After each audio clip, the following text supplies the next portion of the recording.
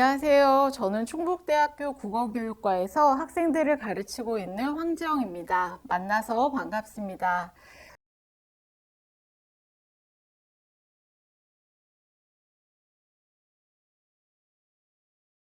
이 영상을 보고 계시는 분들은 연세대학교 근대한국학연구소에서 기획한 카푸 창립 100주년 기념 영상들을 순차적으로 보고 계실 것 같은데요.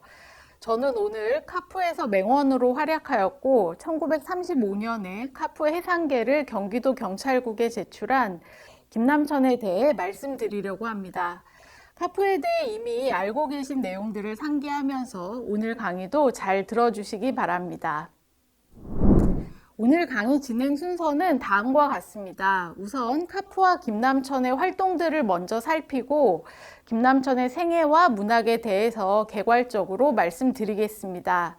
그리고 김남천의 문학을 식민지 시기의 비평과 소설에 초점을 맞춰서 살펴보고 김남천이 문학사에서 갖는 의의까지 설명드린 후에 강의를 마치겠습니다. 이 강의는 김남천의 글들과 정호응 선생님의 그들의 문학과 생애 시리즈 중 김남천 편을 주로 참조하여 만들었습니다. 그러니 강의와 관련된 내용들을 좀 더 찾아보고 싶으신 분들은 나중에 참고문헌에 제시된 글들을 확인해 보시기 바랍니다. 그럼 이제 본격적인 이야기에 앞서 카푸에 대해서 간단히 검토하고 넘어가겠습니다.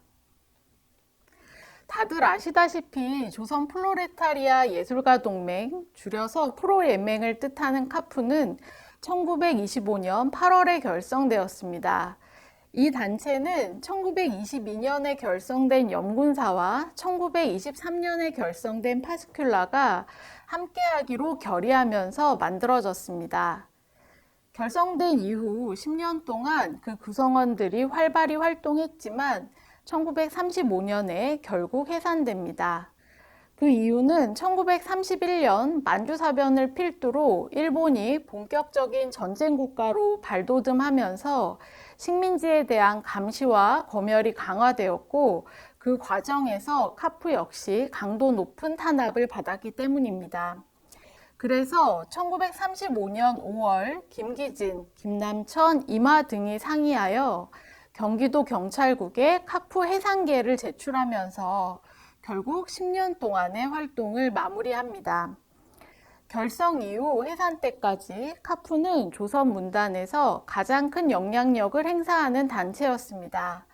내부적으로는 내용 형식 논쟁, 목적의식 논쟁, 아나키즘 논쟁, 대중화 논쟁 등을 거치면서 카푸가 추구해야 할 방향성을 지속적으로 모색하였고 1, 2차 방향 전환을 통해서 프로문학에 대한 지향을 분명히 하기도 했습니다.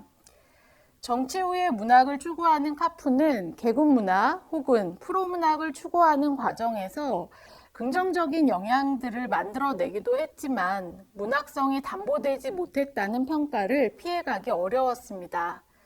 그렇다고 해서 이들의 분투가 아무 의미가 없는 것은 아닙니다. 문학이란 무엇인지 고민하고 조선 문학이 나아갈 방향을 치열하게 탐구하고 문학을 매개로 변화될 세상을 꿈꾸던 이들의 활동은 한국 문학사 속에서 투쟁과 저항의 정신으로 이어져 역사적이고 정치적인 고난의 순간마다 변형을 거쳐 다시 부상했습니다. 지금 보시는 이미지는 한성대학교 미디어 위키에서 가지고 온 것으로 카푸의 구성원이었던 주요 작가들과 그들의 대표작들이 담겨 있습니다. 그리고 러시아의 라프와 일본의 나프, 그리고 식민지 조선의 카푸가 추구했던 두 가지, 즉 사회주의와 프로문학의 붉은 표시가 되어 있습니다. 네, 이쪽, 그 다음에 여기 표시가 되어 있는데요. 이 이미지들을 통해서 카풀 출신의 주요 작가들과 그 작품들을 이해할 수 있습니다. 그런데 아쉽게도 이 이미지에는 김남천에 대한 설명이 들어가 있지 않습니다. 그 이유는 아마도 이 이미지가 카풀을 만든 발기인들 중심으로 정리가 되어 있기 때문일 것입니다. 카푸의 발기인에는 개국문학 최고의 성취로 평가받는 고향을 쓴 이기영을 비롯하여 월북 후 김밀성 체제하에서 문화선전상을 지낸 한설야, 낙동강의 저자 조명희, 희곡과 소설을 함께 창작한 송영, 내용 형식 논쟁을 이끈 박영희와 김기진 등이 포함되어 있습니다. 이들은 식민지 조선의 현실을 핍진하게 그려내면서 동시에 계급투쟁을 통한 변혁의 소망을 담아 다수의 작품을 창작했습니다. 그런데 카푸 창립 후 5년쯤 지난 1930년 이들과 결이 조금 다른 신세대들이 등장합니다. 무산자를 발간하던 임화, 안마, 권한, 그리고 김남천 등이 바로 그들인데요. 우리는 이들을 카푸의 소장파라고 부릅니다. 이때 소장은 젊고 기운찬이라는 뜻의 단어입니다. 젊고 씩씩한 이 그룹은 카푸의 볼셰비키화를 주도합니다. 프롤레타리아 문학이 나아갈 바를 명확한 계급투쟁의 기반을 둔 것으로 규정한 것입니다. 이 시도는 카푸가 마르크스 레닌주의에 더 다가가게 만들었고 카푸의 정치주의적 성격을 더욱 심화시켰습니다. 그럼 이제 카푸 소장파 중 한 명이면서 오늘 강의의 주인공인 김남천에 대해 알아보도록 하겠습니다. 김남천은 1911년 3월 평안남도 성천군에서 중농의 아들로 태어났습니다. 본명은 김효식이며 비교적 경제적 여유가 있는 가정에서 이남 4녀 중 장남으로 성장합니다. 그는 90여 편에 달하는 비평과 40여 편의 소설, 그리고 2편의 희곡을 창작했습니다. 더불어 꽤 많은 분량의 수필들도 창작을 했습니다. 다수의 작품들을 성실하게 창작한 것도 김남천의 장점이긴 합니다만 김남천의 특장이라고 할 수 있는 것은 바로 비평인 창작 방법론과 소설 창작을 연동해서 생각하고 실천한 점입니다. 요즘으로 친다면 싱어송라이터 같다고 할 수 있습니다. 당대의 조선문학이 나아갈 길을 제시하고 자신이 그 길의 선두에 서서 이 길을 만들어 갑니다. 그럼 이제 김남천의 삶과 문학을 카푸 및 프로문학과의 관련성 중심으로 말씀드리겠습니다. 김남천은 1911년생이라서 연도별 나이 계산이 아주 쉽습니다. 연도에서 10을 빼면 김남천의 나이가 나오거든요. 1926년 평양 고등보통학교에 재학 중인 16살인 김남천은 이 시기에 자신의 인생에 커다란 영향을 준 한재덕과 함께 동인지 월역을 만들고 28년에는 프로문학에 관심을 갖기 시작합니다. 그리고 그 다음 해에는 도쿄 호세이 대학에 입학하고 한재덕의 권유로 카푸 도쿄 지부에도 가입을 합니다. 그리고 1930년 조선에 입국하여 임화, 안막과 카푸 개혁 및 신간의 해소를 주장하면서 소장파로서의 역할을 시작합니다. 고향으로 가서는 성천 청년 동맹을 조직하고 평양 고무공장 노동자 총파업에도 관여하면서 사회주의 실천가로서의 활동도 이어갑니다. 이 부분은 실천가로서의 김남천을 확인할 수 있는 부분입니다. 그리고 이 활동들은 창작으로도 이어집니다. 김남천은 평양 고무공장 파업에서 취재한 내용들을 바탕으로 소설 공제생산조합과 희곡 조정안을 발표합니다. 이 부분은 김남천의 사회주의자로서의 활동과 창작이 깊이 연관되어 있음을 보여줍니다. 이 페이지에 있는 내용이 카푸와 관련된 김남천의 초기 활동들이라고 할 수 있습니다. 1931년은 김남천에게 굉장히 중요한 해라고 할 수가 있습니다. 1931년 1월 이제 김남천은 본명이 아니라 필명으로 활동을 시작합니다. 좌익 단체 가입이 문제가 되어서 대학에서 제적을 당하고요. 그로 인해서 귀국을 하게 됩니다. 그리고 본격적인 카프 활동도 시작합니다. 김남천 이력에서 아주 중요한 사건인 카프 제1차 검거, 일명 조선 공산주의자 협의회 사건에 연루되어 카프 맹원으로는 유일하게 2년 실형을 살게 됩니다.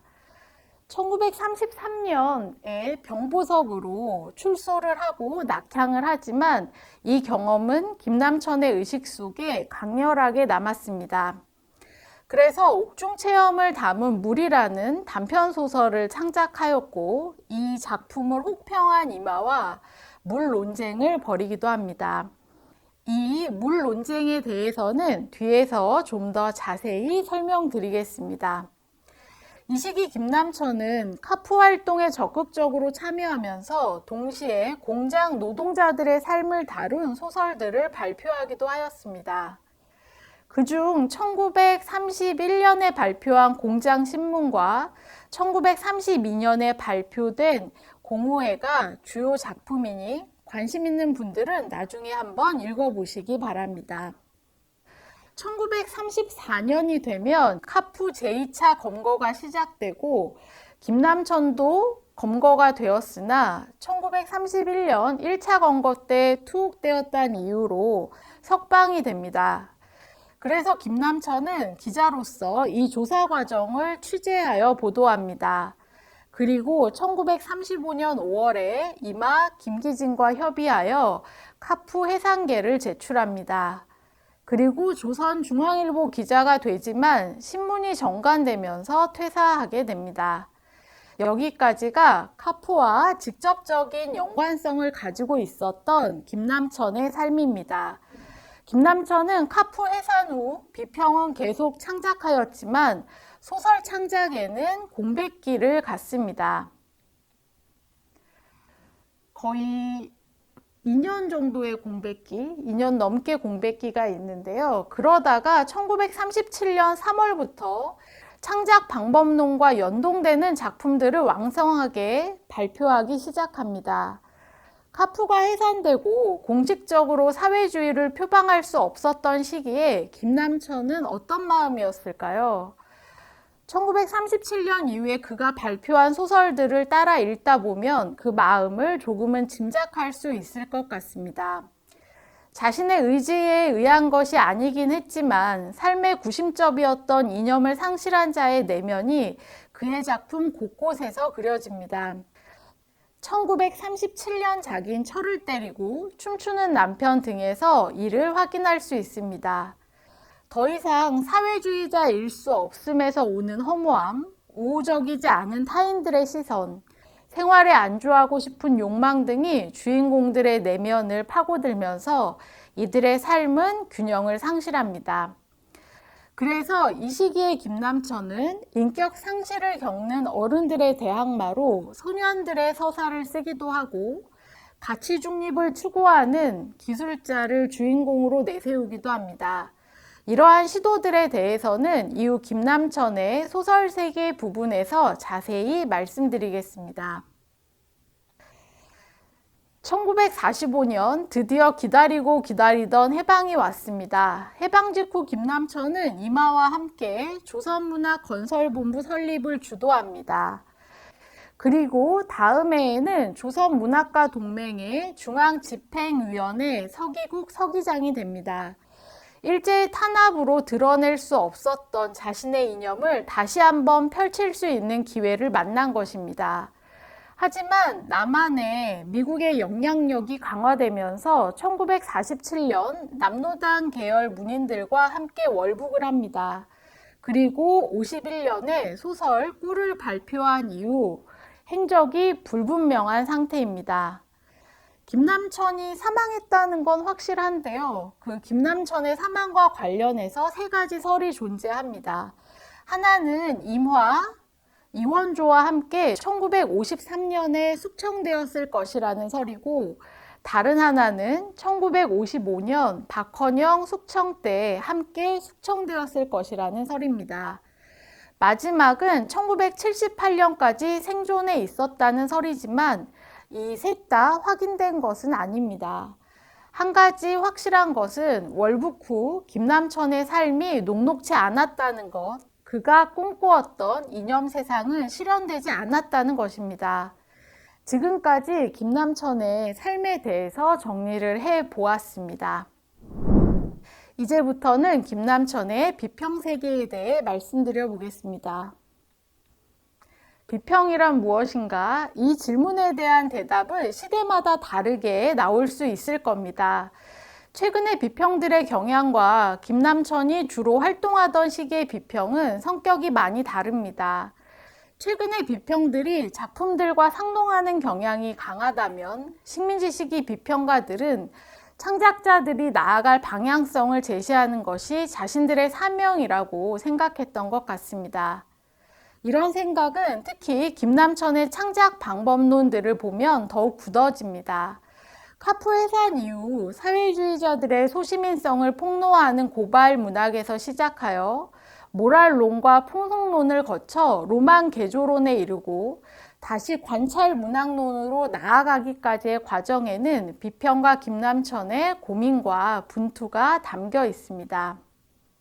그럼 김남천의 비평 활동 중 가장 먼저 주목할 사건으로 1933년에 있었던 임화와의 물 논쟁을 살펴보겠습니다.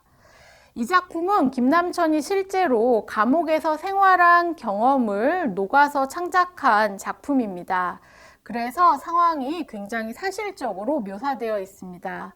수감자들이 먹기에 턱없이 부족한 양의 물이 제공되고 이로 인해 갈등이 발생하고 결국 간수가 차가운 수돗물을 받아와서 먹게 되지만 주인공은 찬물을 먹고 배탈이 난다는 내용입니다. 이렇게 정리를 해놓고 보면 소설 내용이 단순하다라는 생각이 들 수 있습니다. 그게 사실이기도 합니다. 또한 미학적 측면에서 문학적 형상화가 잘 이루어진 작품이라고 이야기하기도 어렵습니다. 하지만 작품에서의 물은 사전적 의미뿐 아니라 확장적 의미까지를 지닐 수 있습니다.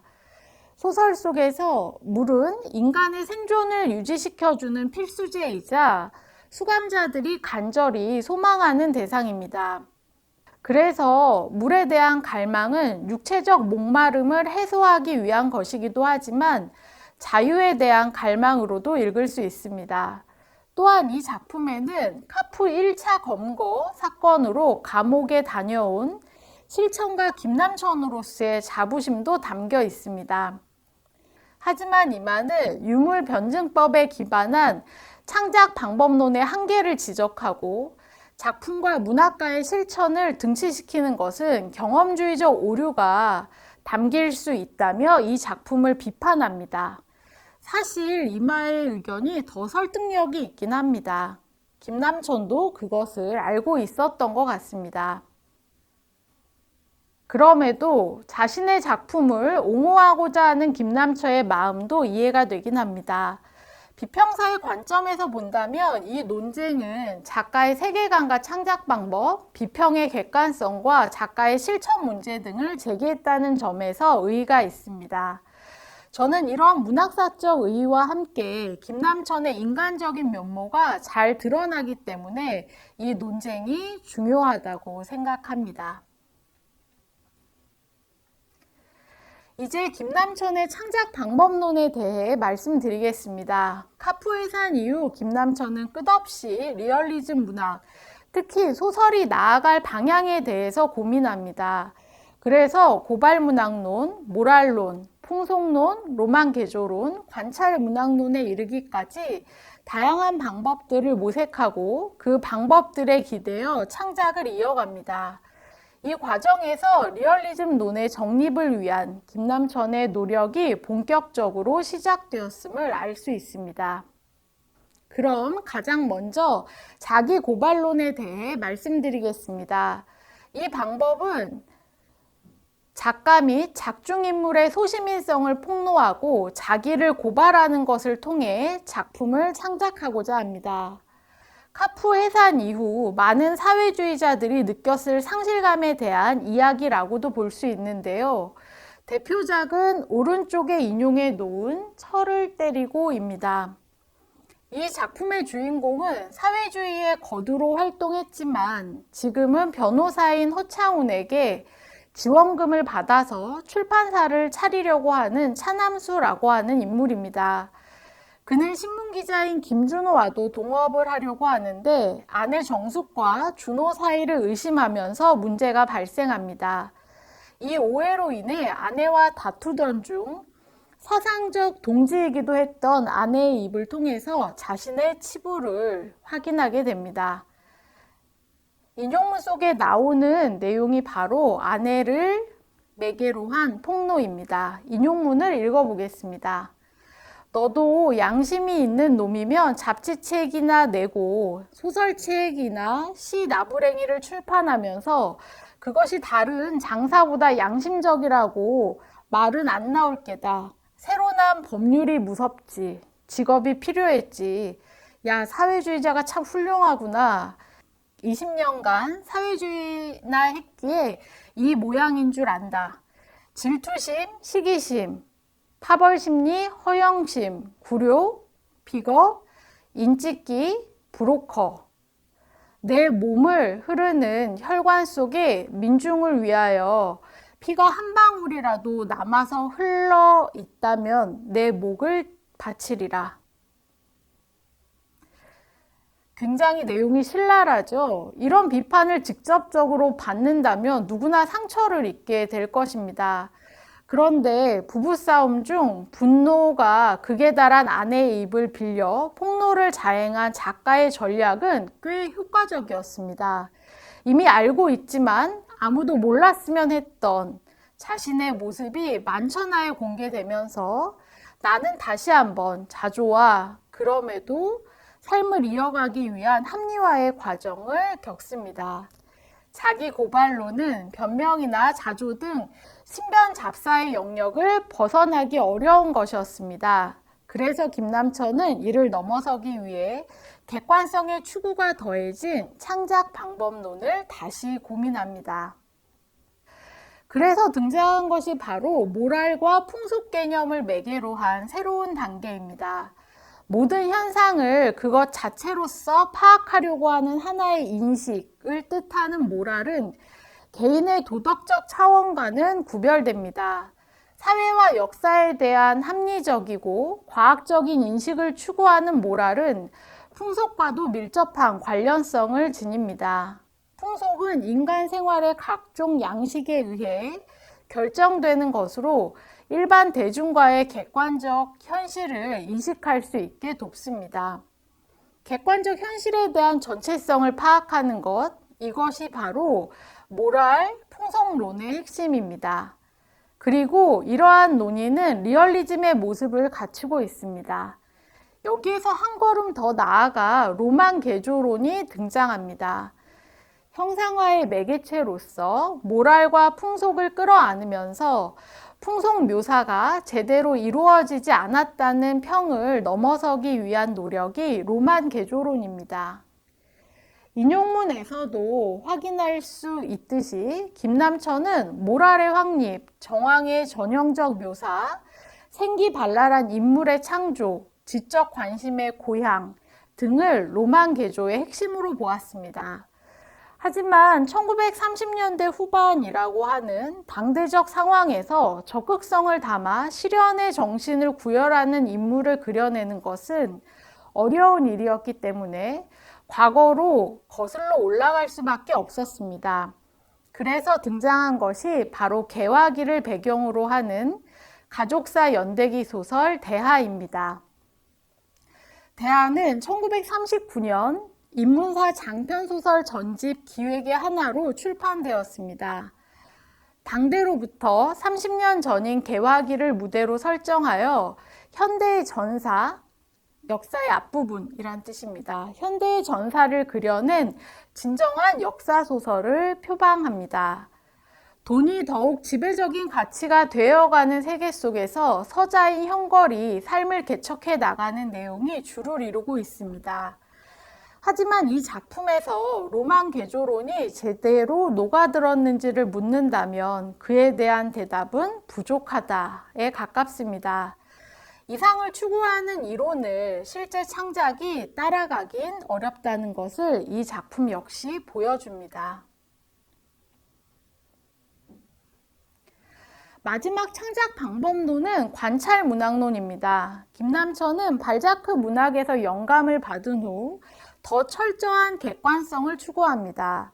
그래서 작가의 주관을 압도하는 객관에 대한 추구가 바로 관찰 문학론 속에 녹아 있습니다. 인용문에서 푸른 글씨 부분을 보시면 김남천은 발자크를 인용해 리얼리즘의 정칙은 속물성을 비웃는 인간이 아니라 속물 그 자체를 강렬성에서 구현하고 있는 인물을 창조하는 것이라고 말하고 있습니다. 이는 객관성의 눈을 가지고 사상 대신 현실을 담는 문학을 추구하는 것이라고 볼 수 있습니다. 지금까지 김남천의 비평 세계에 대해서 살펴보았습니다. 어떤 문학이 좋은 문학인가? 어떤 소설을 창작해야 하나? 작가는 어떤 태도를 지녀야 하는가? 등 김남천의 창작 방법들에는 문학의 방향성과 문학자로서의 실천에 대한 고민이 많이 담겨 있습니다. 이런 고민들 덕분에 김남천은 다양한 인물들이 주인공으로 등장하는 소설들을 창작할 수 있었습니다. 그럼 이제 김남천의 소설 세계에 대해 살펴보겠습니다. 김남천의 소설 세계를 한 문장으로 정리하면 리얼리즘의 완성을 위한 다채로운 시도들이라고 말할 수 있습니다. 끝없는 모색이 담긴 창작 방법론에서도 확인할 수 있듯이 김남천은 리얼리즘 문학을 정립하기 위해 탐구를 거듭합니다. 그 탐구의 결과가 바로 다양한 인물군이 주인공으로 등장하는 소설들입니다. 김남천 소설의 주인공들은 훨씬 더 다양하지만 이 강의에서는 크게 5종류의 주인공들에 대해서 설명을 드리려고 합니다. 이 페이지에서 노동자와 소년에게는 초록색을, 기술자는 주황색을, 전향 사회주의자와 생활인에는 붉은색을 표시해 두었습니다. 이것은 인물들에 대한 작가의 태도를 긍정, 중립, 부정으로 나누어 설명하기 위한 것입니다. 우선 김남천은 노동자와 소년에게서 미래를 개혁할 수 있는 희망을 보고 있습니다. 그리고 가치 중립을 표방하는 기술자 주인공에 대해서는 어떤 판단을 내리기보다 거리를 두고 관찰하는 모습을 확인할 수 있습니다. 마지막으로 자신의 모습과 겹쳐지는 전향 사회주의자이자 생활인이 된 주인공들을 바라볼 때는 자조와 안타까움이 묻어 있습니다. 그럼 이제 이들에 대해서 자세히 살펴보도록 하겠습니다. 첫 번째는 노동자가 주인공인 소설들입니다. 주요 작품으로는 공장신문과 공호회, 문예구락부 등이 있습니다. 이 소설들은 모두 공장 노동자들의 삶을 다루고 있습니다. 공장에서 벌어지는 부당한 대우에 분노하는 노동자들의 모습과 이를 타개하기 위해 함께 투쟁하는 모습들이 담겨 있습니다. 이때 분노를 조직하는 수단으로 신문과 벽보 등이 활용되는 모습을 확인할 수 있습니다. 또한 공장 내의 문화부대의 활동에 초점을 맞춘 것도 눈여겨볼 만합니다. 특히 문예구락부에서는 기계적인 리듬에 맞춰 일만 할 것을 강요하는 회사 측에 대항하여 인간적인 리듬을 담고 있는 노래를 부르고 책을 읽을 수 있는 공장이 마련되어 있는 노동 현장을 원하는 노동자들의 모습이 담겨 있습니다. 이러한 생각은 당대 현실에서는 너무나 선진적인 것이어서 공상처럼 보이기도 하지만 작품 속에서 주요 인물들은 자신들의 요구를 하나씩 관철해 나가면서 노동 환경을 개선해 나갑니다. 초반 소설들에서는 투쟁 활동에 대한 내용이 많은 대신 묘사의 구체성이 떨어졌지만 시간이 지나면서 검열이 강화되는 영향으로 인해서인지 전자는 약화되고 후자가 강화되는 모습을 확인할 수 있습니다. 두 번째 유형은 소년 주인공 소설입니다. 김남천은 소설 속에서 인격을 상실한 성인들 대신에 가능성의 주체로서 소년들을 소환해냅니다. 이들을 주인공으로 내세운 소설들은 창작 방법으로서 모랄론과 풍속론에서 김남천이 내세웠던 논리들을 실현하기에 좋은 구도를 갖고 있습니다. 소년의 성장을, 다시 말해 주체와 과정을 그리면서 모럴과 풍속을 녹일 수 있었고 주체의 재건 역시 추구할 수 있었습니다. 이 유형에 해당하는 주요 작품은 남매와 소년행, 누나의 사건과 무자리 등입니다. 오른쪽에 있는 인용문은 무자리의 마지막 장면입니다. 이 부분인데요. 상급학교로 진학을 하기 원했던 운봉은 가정 형편 때문에 결국 노동자가 되는 길을 선택합니다. 그래서 학구형을 찾아가 학구가 다니는 기계간에 자신도 넣어달라고 이야기합니다. 운봉의 미래가 학구의 삶 속에 담겨 있다면 학구의 과거는 운봉의 삶 속에 담겨 있습니다. 자신 역시 운봉과 같은 과정을 거쳐서 노동자가 된 학구는 운봉이가 노동자가 되는 것을 도울 것 같습니다. 그리고 노동의 현장에 발을 디뎌 놓을 운봉이는 더 이상 부끄러움과 무서움을 느끼지 않고 변혁의 주체가 되기 위한 길을 걸어갈 것입니다. 다음은 기술자가 주인공인 소설들입니다. 주요 작품으로는 천령까지, 길 위에서, 사랑의 수족관 등이 있습니다. 김남천 소설에서 가장 자주 등장하는 기술자는 토목기사인 김광호입니다. 여러 작품에 같은 이름으로 등장하긴 하지만 오늘은 사랑의 수족관을 중심으로 김광호에 대해 설명을 드려보겠습니다. 일본에서 대학을 나온 김광호는 사회주의자 김광준의 동생이지만 형의 사상에 공명하지 않은 채 근대의 과학기술을 예찬하는 인물입니다. 식민지 말기에 철도를 건설하는 일에 참여하고 있으면서 그 일이 국제 정치적으로 어떤 의미를 지니는지는 생각하지 않는 인물이기도 합니다. 그러면서 자신의 세계관을 가치중립적이라고 생각합니다. 하지만 이 시기에 철도를 부설한다는 것은 일본이 참여하는 전쟁과 관계가 깊었습니다. 이는 일본 제국주의를 직간접적으로 지원하는 행위였고 인명과 물질의 파괴를 가져올 수 있는 행위였습니다. 그런데도 김광호는 이러한 현실에서는 눈을 돌린 채 자신의 직업을 합리화합니다. 이미 권력장은 일본 제국주의 쪽으로 기울어진 상황 속에서 김광호의 가치 중립은 기계적 중립조차 유지하기 어려운 상황이었습니다. 자신은 가운데로 걷고 있다고 생각하지만 이미 몸은 휘어진 권력장 쪽으로 쏠려 있는 상황이 바로 김광호가 놓여 있는 상황이었습니다. 그래서 김남천은 기술자인 주인공을 그려낼 때 판단을 유보하면서 거리를 유지합니다. 식민지 말기 대중들에게 기술자는 특등의 대우를 받는 신랑감 1위의 직업이었거든요. 하지만 김남천은 이러한 대중적 인식과 거리를 두면서 이들의 내면을 허무주의와 패시미즘, 그리고 책임을 외면하는 가치 중립 등을 중심으로 그려냅니다. 네 번째 유형은 전향자들이 주인공인 소설입니다. 카프해산 이후 김남천 소설 속에서 전향자들은 굴욕감과 부끄러움, 그리고 슬픔과 자조의 세계에 갇힌 것으로 재현됩니다. 그래서 부부싸움을 하면서 철을 때리고 술에 취해 춤을 추다가 울고 아편에 중독되는 등의 모습으로 그려집니다.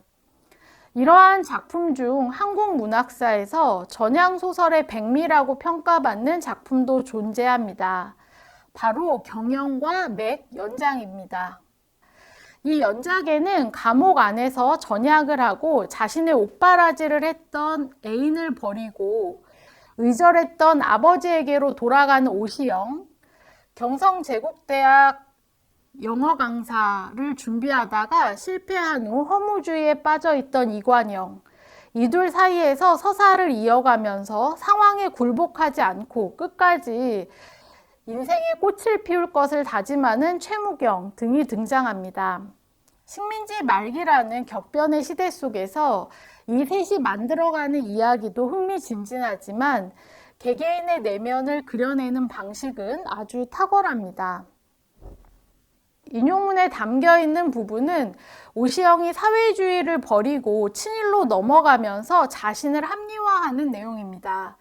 서구적 근대가 일원사관으로 동양을 세계사의 전사로 취급하는 것이었기에 이제 역사적 세계의 다원성에 입각해서 세계사를 새롭게 보겠다는 시영의 논리는 얼핏 보면 현실에 대한 객관적이고 다각적인 접근으로 보일 수도 있습니다. 하지만 그가 이야기하는 다원사관은 서구적 근대에 일본적 근대를 더한 방식, 더 나아가 일본이 대동아를 건설하기 위해 사용했던 논리를 반복한 것에 불과합니다. 그는 자신의 전향을 세계사적 맥락에서 이야기하고 있지만 실제로 그 길은 역사적으로는 친일로, 개인적으로는 오랫동안 자신을 지켜준 연인을 배신하는 길로 이어집니다. 그러므로 이 연작에서 희망은 전향 사회주의자가 아니라 그에게 버려진 여인인 최무경에게로 넘어갑니다.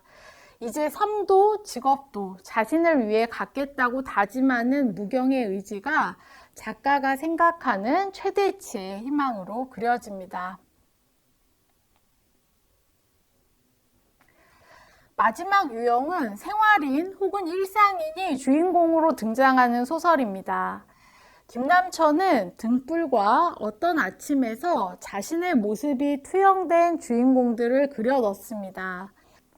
사회주의자였지만 카프 해산 후에 생활인으로 살아가는 인물들의 내면을 조명하면서 이념과 생활 사이에서 갈등하다가 생활로 기울어진 인물의 목소리를 섬세하게 그려내고 있습니다.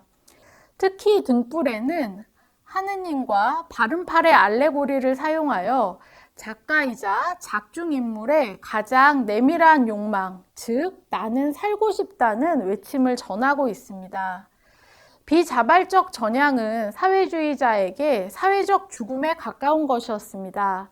그러나 사회적 죽음 이후에도 육체적 삶은 지속되고 자신과 가족들의 생활을 위해 활동 역시 계속 지속됩니다. 이러한 상황 속에서 이러지도 저러지도 못하는 인물들을 끌고 가는 것은 그럼에도 살아야 한다는 다짐과 살고 싶다는 욕망일 것입니다. 사회주의 작가의 현실 수능을 보여주는 이러한 장면은 집의 담론에 순응하는 것으로 읽을 수도 있습니다. 이들의 일상과 내면이 심도 있게 제시되면서 오히려 그와 함께 제시되는 불행, 우울 등이 지배 담론에서 이탈하는 효과를 가져오기도 합니다. 이 해석에 대해서는 참고문헌에 있는 정소영 선생님의 논문을 참조해 보시기 바랍니다. 지금까지 살펴본 것처럼 김남천은 비평들을 통해 조선문학의 방향성을 제시하고 소설들을 통해 보다 나은 리얼리즘을 끊임없이 추구했습니다. 물론 그의 논의가 항상 옳았던 것은 아닙니다. 협력과 대립을 이어갔던 임화와의 관계 속에서 김남천의 의견보다 임화의 의견에 고개가 끄덕여지는 순간들이 많은 것도 사실입니다. 하지만 김남천은 자신의 과오가 발견되면 그것을 넘어서기 위해 다음 단계로 나아가길 주저하지 않았습니다. 사회주의 문학과 리얼리즘 문학의 도달점이 고정된 것은 아니기에 그는 이 부분에 대해 누구보다 치열하게 사유하고 그 사유를 성실하게 실천으로 이어갔습니다. 그리고 미흡함을 넘어서기 위한 치열한 노력이 우리가 김남천에게 배워야 하는 점일 것입니다. 네, 이 부분은 제가 강의를 준비하면서 참조한 김남천의 소설들입니다. 1차 자료로 넣어놨고요. 그 다음에 논문 및 단행본도 제시를 해 두었습니다. 아까 말씀드린 것처럼 제가 정홍 선생님의 책을 중심으로 강의를 구성했기 때문에 관심 있으신 분들은 꼭 읽어보시면 좋을 것 같습니다. 지금까지 제 강의를 경청해 주셔서 감사합니다.